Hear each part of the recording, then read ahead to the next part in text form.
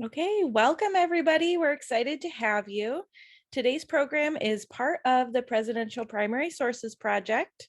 And our program today is Who Started the Cold War? And it's being presented by Mark Adams from the Truman Presidential Library. The Presidential Primary Sources Project is a collaboration between Internet2, the National Archives, and the National Park Service. It's a series we do every year, every Tuesday and Thursday from January to the beginning of April. This is just a quick reminder, by participating today, you are agreeing to be recorded, archived, and streamed. So we do keep recordings of all of our programs on our YouTube channel so that teachers and students can access them later. All right, we're again excited to have you, and we absolutely want you to participate as much as possible today.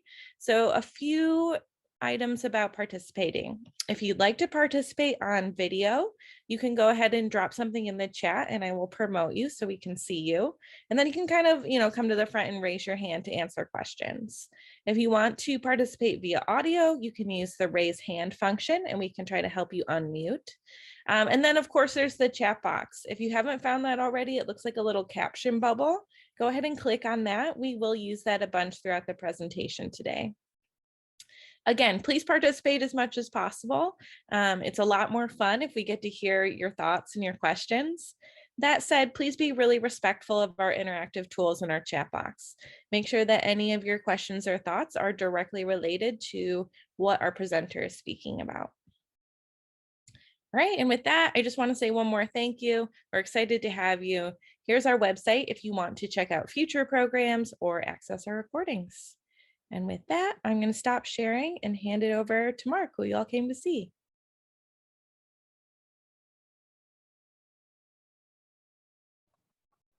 Good morning, everybody. And as Trish said, I'm going to be talking about the Cold War. And I am at the Truman Presidential Library today, although I'm not physically in the Oval Office.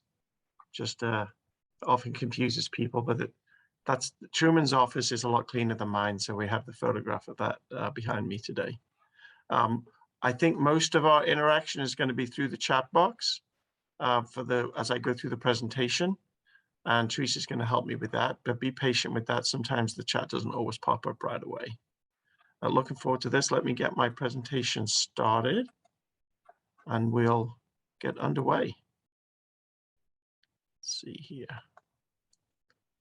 And let me just go full screen. There we go. So our title today is Who Started the Cold War? And we're not necessarily going to answer that question fully. It's one for you to consider throughout the presentation and maybe take back to your classroom and continue to discuss it.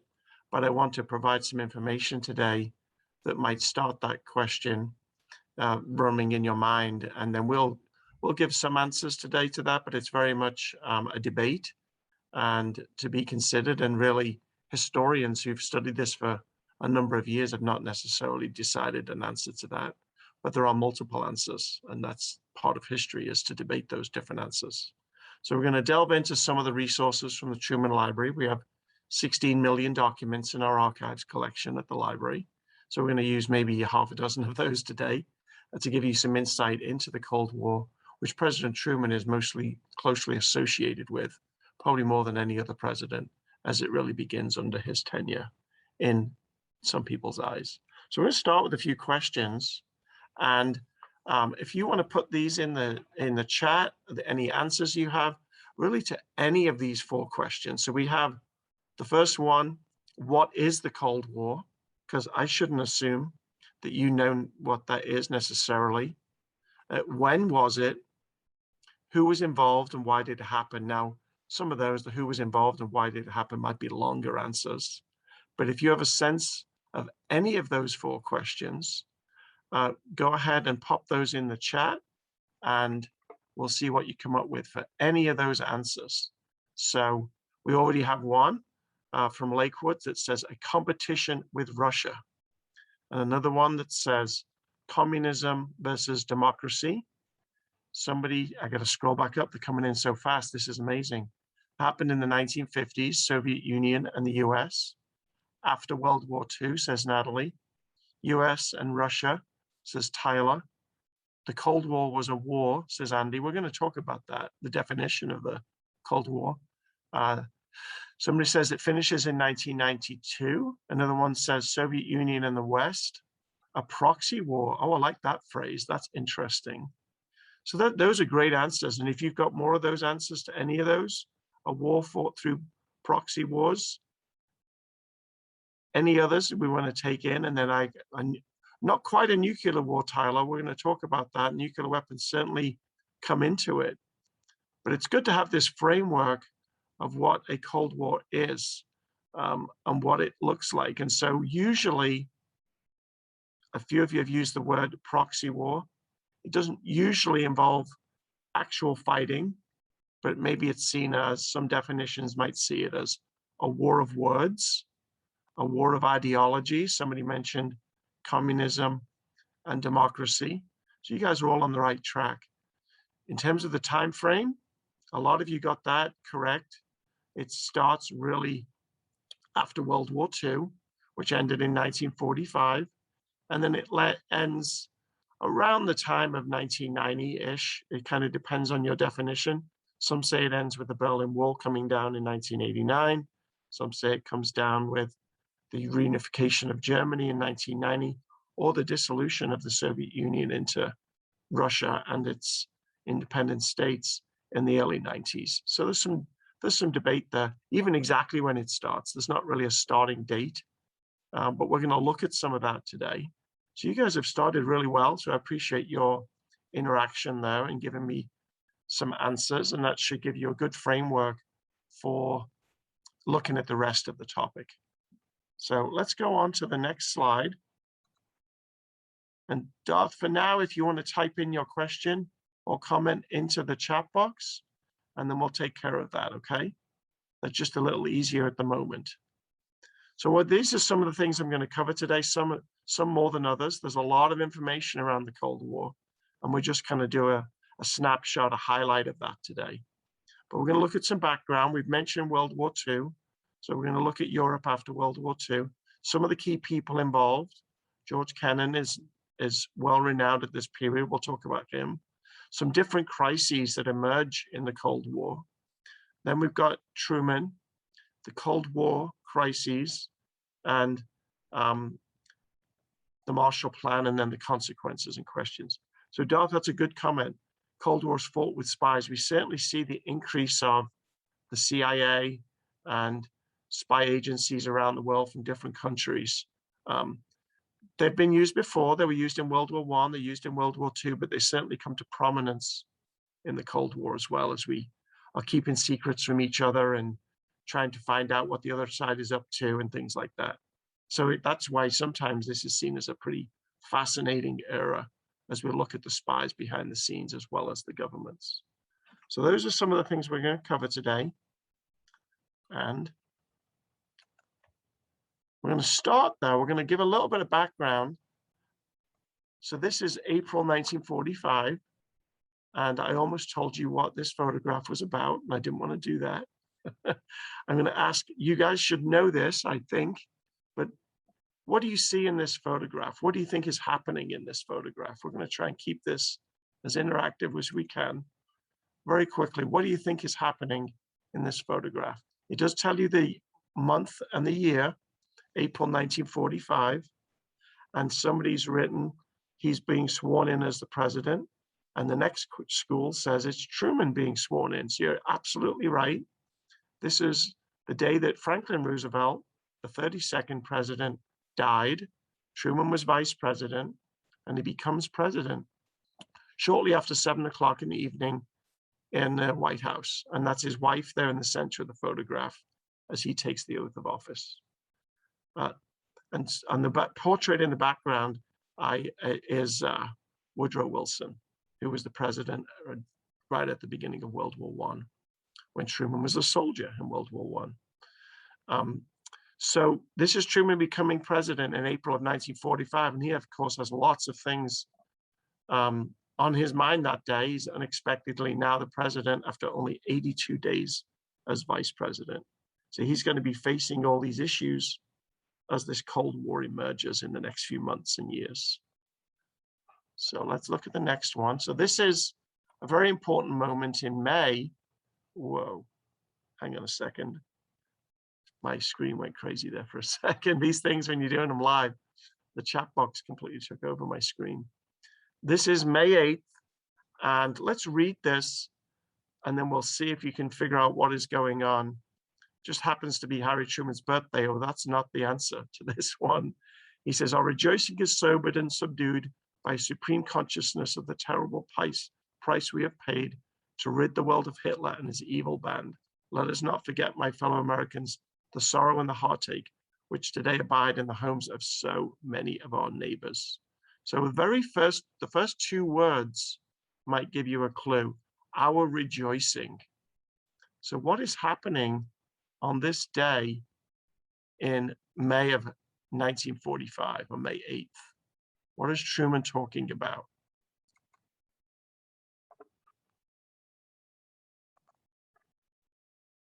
And we've got one. The end of the war, Germany has surrendered. You guys are good. We've got a great group today. This is the day that Germany surrenders. VE Day, as it becomes known. Victory in Europe Day. And Truman, you can see a smile on his face, and he makes a radio address. Radio is far more prominent at that time than television. So he makes a radio address, excuse me, to the nation to let them know that Germany has surrendered. So the war in Europe is over just 3 weeks after he becomes president. But of course, as we know, Europe is going to be at the heart of the Cold War. So it's important to know this background. So he's making an address, and he's letting the country know that Germany has surrendered, but he's sobered, right, by the people that have lost their lives during the war and the terrible price they've had to pay as a nation, and the other countries too. Then in July, we get to a pivotal moment, and you guys are doing so well. I think I'm going to ask you who you think these three folks are in this photograph. I'll give you a couple of clues. It tells you the date, July of 1945, and the meeting is taking place in Germany.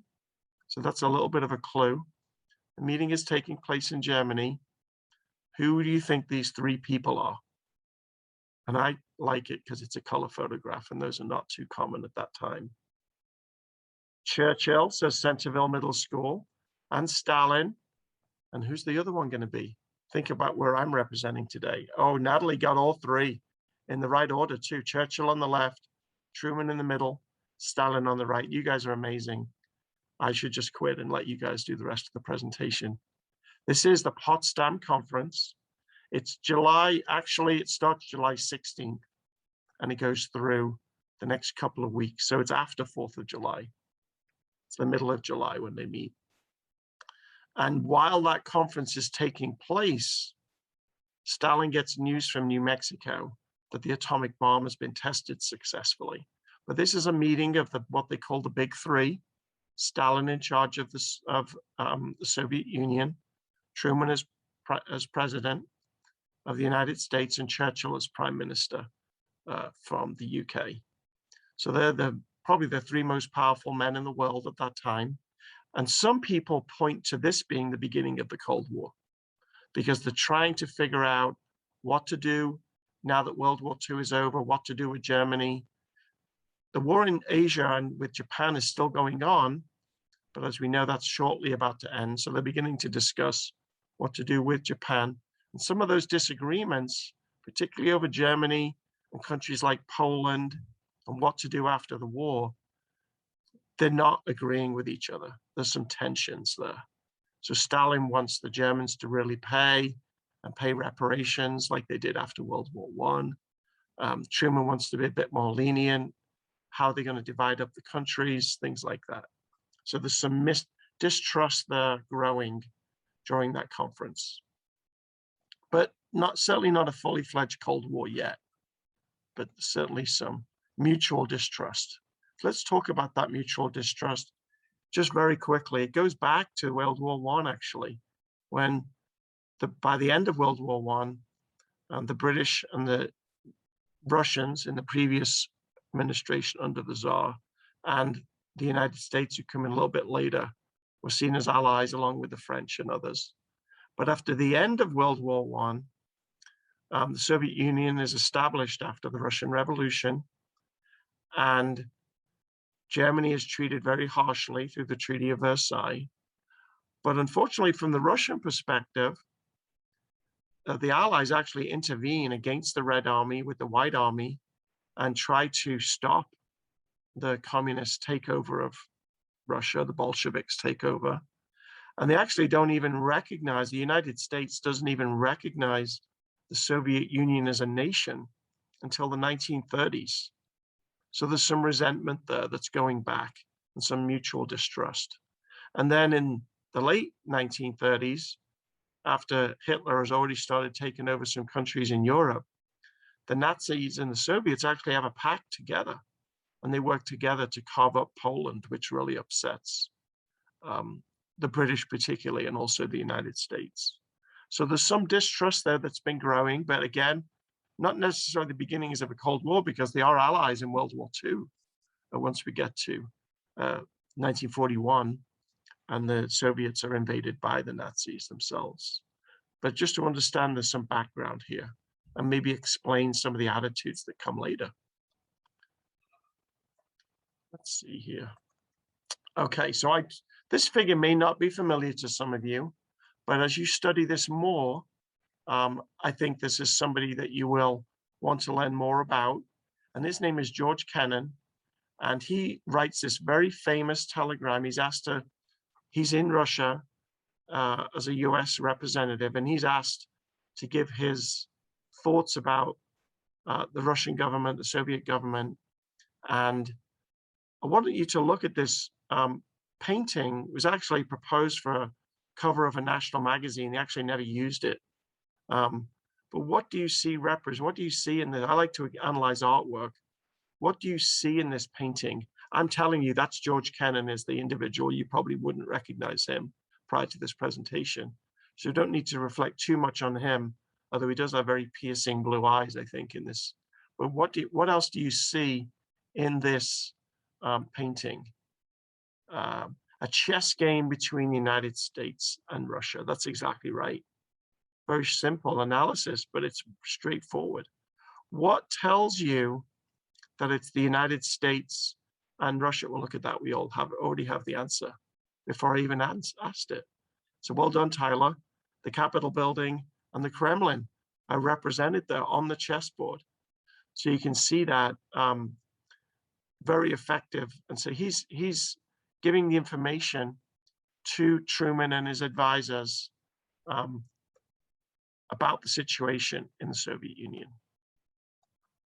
And so his advice was that we could not peacefully coexist. And he came up with the idea that communism from the Soviet Union could be contained. And that leads to the American foreign policy of containment, which just means to surround that nation, but not necessarily go to war with it, just stop it spreading any more than it already has. So he was concerned about that.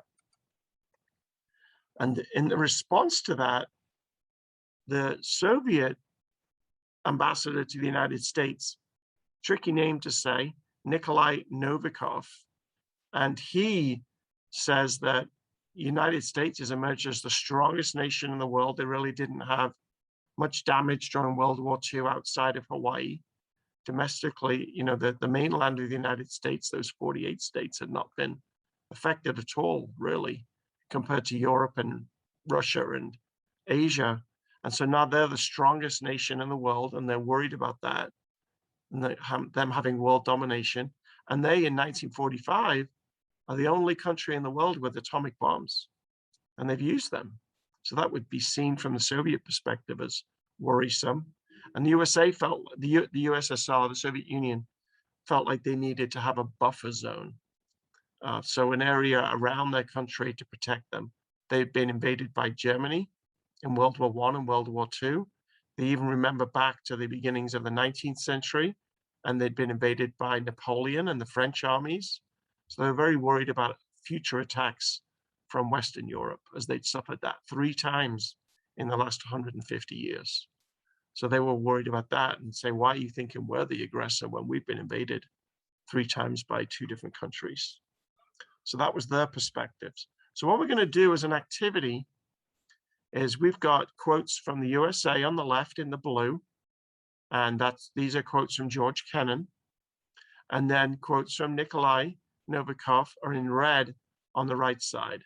Hopefully you can see those. I might read them if you tell me that you can't read them, but there's a couple of paragraphs from each, and then we want to have some discussions, maybe what you see contrasting about those. So take a moment to read through those, and then anything that you want to, any comments you have about these contrasting views, you can put in the chat or even questions. I might take the time actually to read the two, just in case you can't see all of those words on the screen. So George Kennan on the left, the blue type. At bottom of Kremlin's neurotic view of world affairs is traditional and instinctive Russian sense of insecurity. Originally, this was insecurity of a peaceful agricultural people trying to live on vast exposed plains in neighborhood of fierce nomadic peoples. To this was added, as Russia came into contact with economically advanced West, fear of more competent, more powerful, more highly organized societies in that area. But this latter type of insecurity, was one which afflicted rather Russian rulers than the Russian people. For Russian rulers have invariably sensed that their rule was relatively archaic in form, fragile, and artificial in its psychological foundation. He likes to use lots of big words. Unable to stand comparison or contact with political system of Western countries. So think about that one, what George Kennan is saying. On the flip side, the Soviet view, the foreign policy of the United States, which reflects the imperialist tendencies of American monopolistic capital, is characterized in the post-war period by a striving for world supremacy. This is the real meaning of the many statements by President Truman and other representatives of American ruling circles, that the United States has the right to lead the world. All the forces of American diplomacy, the Army, the Air Force, the Navy, industry, and science, are enlisted in the service of this foreign policy. During the Second World War, American leaders calculated the United States of America, if it could avoid direct participation in the war, would enter it only at the last minute, when it could easily affect the outcome of the war, completely ensuring its interests. So two very different perspectives. Let's see what, I see some in the chat there. So that somebody asked, first of all, we'll go back to some of the previous answers. The US version says Russia is insecure and less competent than the West. Very good observation, Lakewood. Andy asked, who is Kremlin? So the Kremlin is the building where the Russian government is housed and the Russian leader is housed. So the comparison would be, say, the White House. Okay, good question, Andy. Lakeview again. The Soviet view says the US is imperialistic and looking to take over the world. Those are good comments. Any other comments anybody wants to add? You guys have summarized that really well. Here's another one. It seems as if they believe that the president had ultimate power, but that is not true. Very good, Centerville. You're right. They don't really necessarily understand our three branches of government. And if you think about it, in the Soviet system, their leader does have ultimate power, right? So they're used to that kind of administration rather than a president and then having the Congress and the court system with our balances of power. So those are good. Any other final observations? They have many. I'm not sure I necessarily understand. If you want to extend that sentence a little bit more, who is they in your sentence there, Tyler? You know it in your head. I don't know it in my head. So they have many. Oh, you actually did. That's fine, Tyler. It's okay. So you can see, though, these are both from the 1946 period.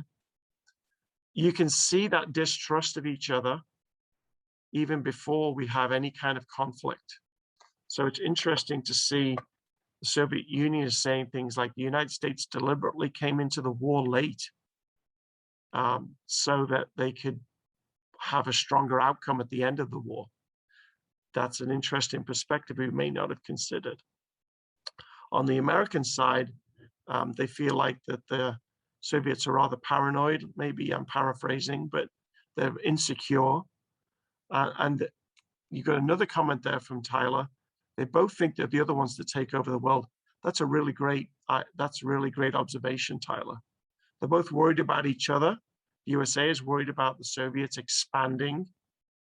The Soviets are worried about imperialism and America being the strongest country in the world at that time.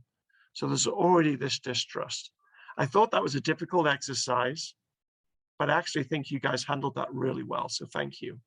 I think that was a bit of a stretch to understand those words the first time you see them, but I think you did a really good job there. And as this is being recorded, you can always come back and find those. And these two telegrams are both available online. The long telegram and the Novikov telegram are both available in the public domain to find those, to look at the full addresses. Now, the long telegram has got that name because it's more than 5,000 words long. So extracts from that are what you need, not necessarily the whole thing.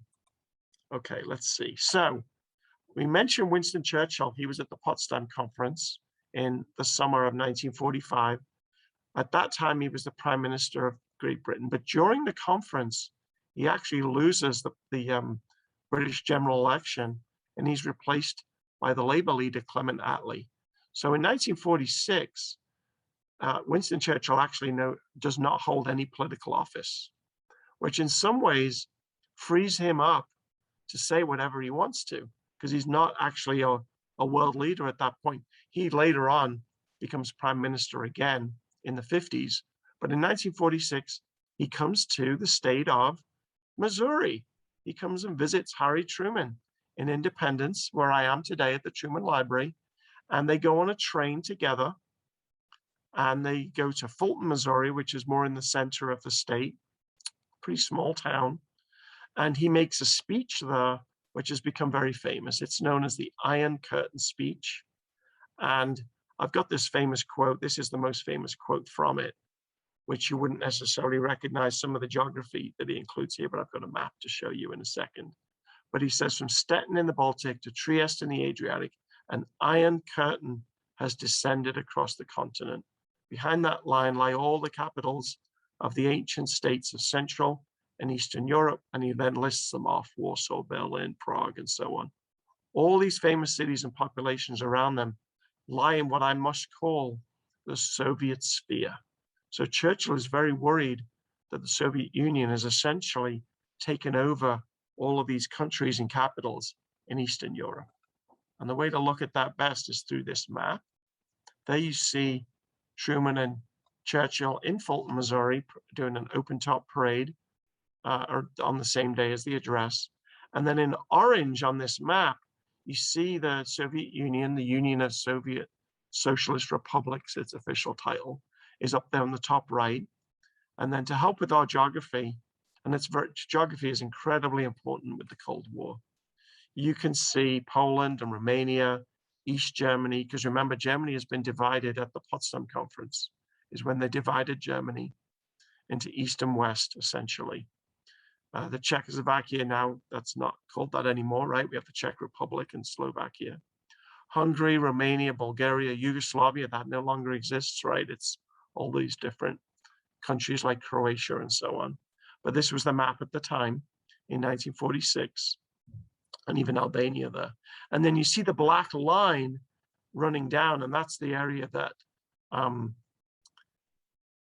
Churchill indicates as being this iron curtain. So behind that black line, to the right of that black line, all of these countries, they still contain the Red Army, the Russian army after World War II, and they've started to impose their governments in those countries. So that's very alarming to Winston Churchill. Truman obviously agrees with him. He travels with him on the train and is standing next to him when he makes this speech. But really, he's saying things that Truman can't say as president of the United States. So it's very alarming. And many people would argue that the Soviet Union leaving their troops and implementing their governments in these states was really the beginnings of the Cold War. Now, before I move on, I'm going to ask one question. What would the Soviets say their reasoning would be for being in these countries, Poland, Czechoslovakia, Hungary, Romania, Bulgaria, East Germany? What would their reasoning be? Yeah, Czechoslovakia is now the Czech Republic and Slovakia, so it's been split up since then, but back at the time. The buffer zone, harder to invade. You guys are amazing today. The buffer zone is the word used, and harder to invade for sure, which we talked about, right? They've been invaded 3 times in 150 years. The Soviets felt like they needed this buffer zone to protect them. So that's exactly right. So often what I encourage people to do is, even if we disagree with somebody, try to look at it from their perspective. So that's what you guys just did. You looked at that from their perspective, which is really difficult to do sometimes, but you took the evidence we had from the previous information and applied that there. So harder to invade and a buffer zone surrounding them. Okay. So these are just this. I don't expect you to look at all of this very quickly, but this has been recorded and you can look back at all of these. But there's some of the timeline of the Soviet takeover of Eastern Europe that the American side, the Allies, would use as an accusation to say, no, wait a minute, you know, the Soviets were responsible for this. So in Albania in 1945, in Bulgaria in 1946, these are in alphabetical order. And so the years are not necessarily in chronological order. East Germany in 1945, Romania in 1945, Poland in 1947, Hungary a little bit later in 1948, and Czechoslovakia in 1948. So those are very controversial. But in those, you know, Churchill makes his speech in 1946 in March. And so some of these happen even after he makes that warning. So it continues to develop. So you can see this is maybe more from the American perspective, that they're taking over all of these countries. Let me get my mouse here. And then just to show you this a little bit more in map form of some of the key events. So you see the Potsdam Conference was in July of 1945. You see it pointing to where it's at. You see the Allies had withdrew from Italy at the end of 1945. The French withdrew from Syria in April of 46. We hear about the atomic bomb in Japan in August. And then December 1945, one of the earliest crises is that the Soviet Union backs separatists in Iran. So some of this is spreading into the Middle East as well. And then you can see some of the shading there of some of the countries that Soviet Union is beginning to point into. I just want to make one point without being too distracting, but here is the Ukrainian section of the Soviet Union here with a dotted line. That was part of the Soviet Union back then. And you can see Belarus and Estonia and Latvia and Lithuania. So these were the countries that got their independence at the end of the Cold War in the early 90s. And of course, we know about the crisis in Ukraine today. And so there's a lot of parallels here. And this is why it's important to understand this period of history, because some of the things happening here are certainly resonating today. And then, so the first crisis was in Iran, which I wanted to show you on the map. Not all of us are that familiar with the maps of the Middle East. You can see Turkey and Bulgaria up here in the top left, the Russian Republic coming down here, and then here's Iran, Iraq, Saudi Arabia, Egypt. So and then there's crisis in Greece and Turkey. We've got Turkey here. We'll show you a map of Greece here in a second. Those are kind of the first 3 elements of the Cold War, where the Soviet Union and the United States sort of face off against one another. So in Iran, they had agreed at the Potsdam Conference that both sides would pull out of Iran, but the Soviets violate that and they don't withdraw their troops. Eventually, Truman negotiates, and eventually the Soviets do, but it's kind of one of the first signs that there's a problem, because they'd all agreed on this at the Potsdam Conference. And so the United Kingdom and the United States had withdrawn their troops in September, were expecting the Soviets to do so, and they didn't. And that leads to one of the earliest crises, just where this distrust that we talked about, it begins to grow, but not to a fully fledged Cold War just yet, but it's a warning sign. Then in Greece, the British government had been overseeing Greece, and Greece had been involved in World War II, but they were saying that they could no longer support Greece anymore. And so they made it known that they were going to be withdrawing from Greece. But America was very concerned about, because Greece and Turkey are very close to the Soviet border, that they would be next. When we looked at that map, the Greeks were not involved. They were still on the western side of that Iron Curtain. Andy mentions Japan dropped nuclear bombs on America. Not quite true. The other way around, America dropped 2 atomic bombs on Japan in August of 1945. So Greece was a major issue. And then Turkey. And here's the map that really shows you the concern that the West have, is that if the Soviets got access through these straits around Istanbul, you can see highlighted in red, and then through the Sea of Marmara and out into the Aegean Sea, then that leads you to the Mediterranean. So they were very worried about Soviet shipping, Soviet boats going into the Mediterranean. And that would be threatening then all of those Western countries, Spain, Italy, France, that all border the Mediterranean there, along with Greece. And so Truman goes to Congress to get support to help aid Greece and Turkey. And that becomes known in a very famous speech and it's the 75th anniversary of that speech this month, which is one of the reasons we chose that topic today, the Cold War and the Truman Doctrine speech. So on March the 12th, 1947, 75 years ago, Truman asks for support for Greece and Turkey, long speech, and it's mainly, he says, to stop the spread of communism. Very interestingly, when you read this speech, he actually doesn't mention the name of the country, Soviet Union, one time. He never mentions the Soviet Union by name, but he mentions communism, double figures. He keeps talking about the threat of communism, and the photograph on the slide is Truman in joint session of Congress making that speech. It's a bipartisan effort, so he had Republican support. The most famous quote from that we'll get to, they're very worried about what they call the domino theory. So if you think of a set of dominoes, if one country falls to communism, then the next country behind it then falls, and then the next one falls. So like a stack of dominoes falling down.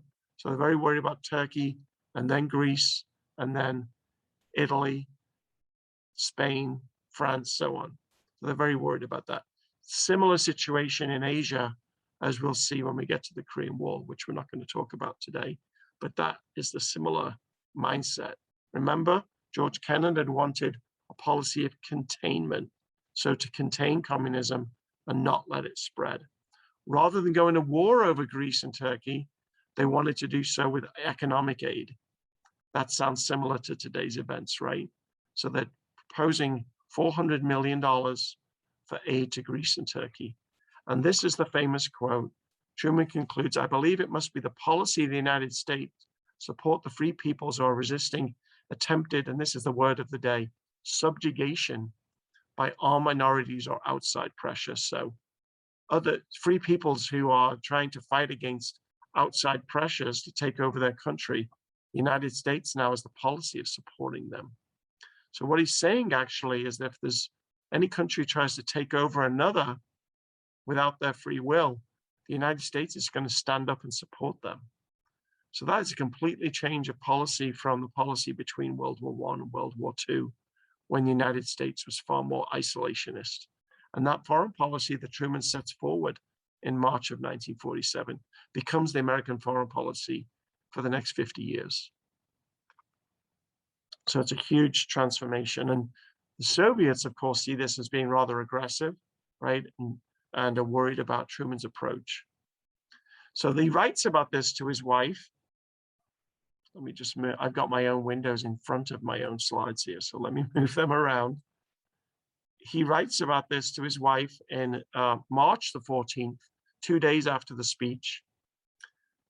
Hope the results of the message will be for world peace. It was a terrific step to take, and one I've been worrying about ever since Marshall took over the State Department. Our very first conversation was what to do about Russia and China, Korea, and the Near East. As far as I've seen, the papers there have been a favorable reception, except by the crackpots. Truman never minced words. It was pleasing the way the Congress reacted. Didn't you think it was nearly unanimous? So he made a very successful speech. He wrote to his wife about it. And then the reaction was pretty unanimous. Though there were some worries, there were some concerns. So I wanted to make you aware of those for balance. The Greek government was not particularly democratic. It was seen as corrupt. Why are we propping up that country? Turkey was not a democracy, and during World War II, they'd been neutral. They were not an ally. He hadn't gone through the United Nations, which had existed since 1945. So they just bypassed the United Nations. He's only helping Europe. There's a crisis in China. There's a civil war in China at the time. So why are we not helping the Chinese? And in fact, China becomes a communist country in 1949, and he ignored that. Then some of the magazines and newspapers, Life magazine, and they say this in a positive way, but it's like a bolt of lightning because it was such a change in policy. Collier's magazine hit the popularity jackpot. So that's pretty positive. More on the negative side, Walter Lippmann, an ideological crusade has no limits. So we're going to help any country that's invaded by somebody else. That could be expensive, and why are we bothering involving ourselves in other people's countries? And then Newsweek, if words could shape the future of nations, these unquestionably would. So you can see all these different reactions there. So the aid was passed pretty quickly. By May, aid was passed, and both in the Senate and the House, and $400 million was appropriated.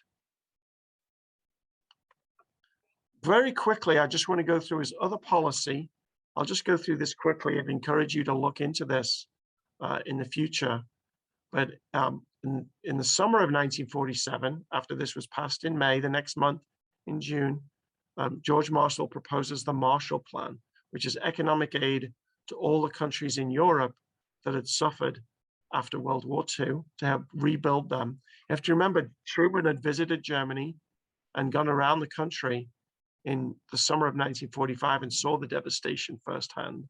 And so now they launched an economic aid through the Marshall Plan. And this was to help other countries recover. And there's a really great cartoon here. Can we afford to help Europe? Can we afford not to help Europe? So with shorter time now, but I want you to maybe analyze that one a bit later to look at the two question marks there. Because the thought there is, can we afford to help them? But if we don't help them, what might happen? And again, they're worried about the spread of communism. And then Truman writes to his wife again, this time in September. We withdraw from Greece and Turkey and prepare for war. It just must not happen. To feed France and Italy this winter will cost $580 million. The Marshall Plan, $16.5 billion. The 16.5 is for a 4-year period and is for peace.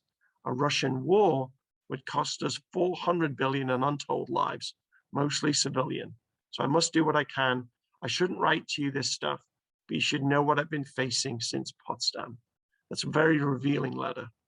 And it goes back to Potsdam again and talks about the contrast between the economic aid and what a war might look like. And then just a little piece about Marshall. He ends up winning the Nobel Peace Prize, the first professional soldier to do so, because the Marshall Plan was so successful. And then it was offered to the Soviet bloc, to the Soviet countries, and Stalin told all those countries to turn it down. They were worried about what they called economic imperialism. Just a few more things. There's the economic imperialism. They actually set up the Cominform. 'Form as kind of a contrast, and Comic-Con as a contrast to what the Allies were doing. And I've got a chart that shows that. I'm going to get to that here. I want you to see this. So this Cold War escalation, you see the Truman Doctrine on the left, you see Common Form on the right, you see the Marshall Plan on the left, Comecon on the right, so politics, economics. And ultimately, by 1949, we have the formation of NATO, which is a lot in the news today, with the situation in Ukraine and whether the Ukraine should be added to NATO. 3 countries were actually added to NATO in the 1990s at the Truman Library. We added 3 countries then, and that was done by Madeleine Albright, Secretary of State at the time, and she passed away yesterday. So again, a lot of that is in the news. Now here we see this Cold War escalation from 1947, both in politics, in economics, and by 1949 and 1955, we have military alliances faced off against each other. And so we're certainly fully into the Cold War by then. All right, I'm going to stop. And I saw there was something in the chat, and you may have other questions too. Let me get back to that. Just lost my screen for a second. Here we go. All right. So do we have any questions? How do you get accepted into NATO? That's a really good question. There's a whole process you have to go to. You actually almost like application, and then it has to be unanimous by the existing members. So it was quite controversial because in the 1950s, Germany was the West Germany, because it had been divided by 1949 into the official states of West Germany and East Germany. In the 1950s, West Germany was added to NATO. And NATO is the North Atlantic Treaty Organization. I apologize. North Atlantic Treaty Organization, and they have mutual agreement to defend one another if they're attacked by another country. So it's not an economic alliance, it's a military alliance that they will defend one another. So if somebody was to attack, say, France, who are in NATO, then the other countries in NATO can come to its defense. The Warsaw Pact is no longer in effect because those countries now have independence from the Soviet Union. Some of those former Soviet countries in Eastern Europe have now been accepted into NATO. That's the ones that were added in the 1990s. And by then they were Russia. They were very upset about that because they see that as a threat. And they're very upset about the fact that Ukraine today wants to be added to NATO. And they see that as a threat. So this idea of a buffer zone, buffer countries, has not gone away. That is still there in the Russian mindset. And so they see NATO as very much a threat to them. I think I got all the questions at once there, but let me look. Did Truman stand by his Cold War policies after his presidency? He certainly did. In fact, he was very proud of the Truman Doctrine and the Marshall Plan. The Marshall Plan has been lauded by many for economically rebuilding, particularly Western Europe, after it was in ruins at the end of World War II. And the Europeans are very grateful for the Marshall Plan. But again, it had accusations that it was influencing the Western countries. America was influencing the Western countries by providing those dollars. They were then expected to be their friends. So they would use that accusation of economic imperialism. Was the accusation used. Here's my favorite question of the day, because I know the answer. How many letters did Truman write his wife? Well, I'll tell you what, the better question is how many letters survive, because we don't know if we have all of them, but we sure do have a lot. So there are 1,280 letters written by Harry Truman to his wife that we have here at the library. We have all of those, the envelopes.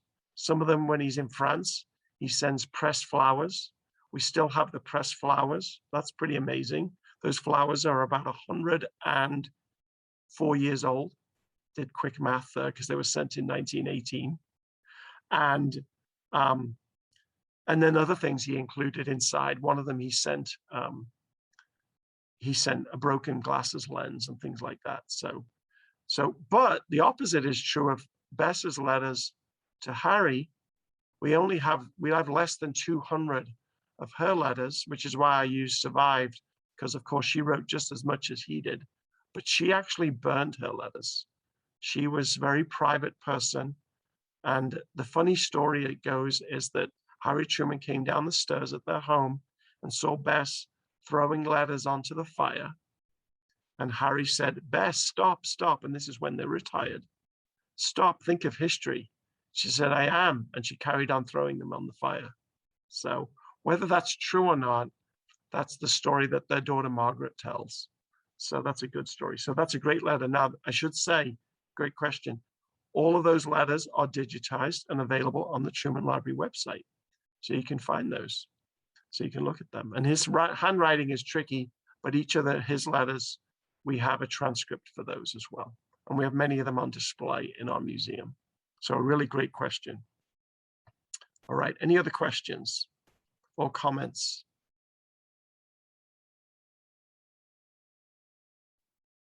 Well, you've been a really great group. You've participated wonderfully.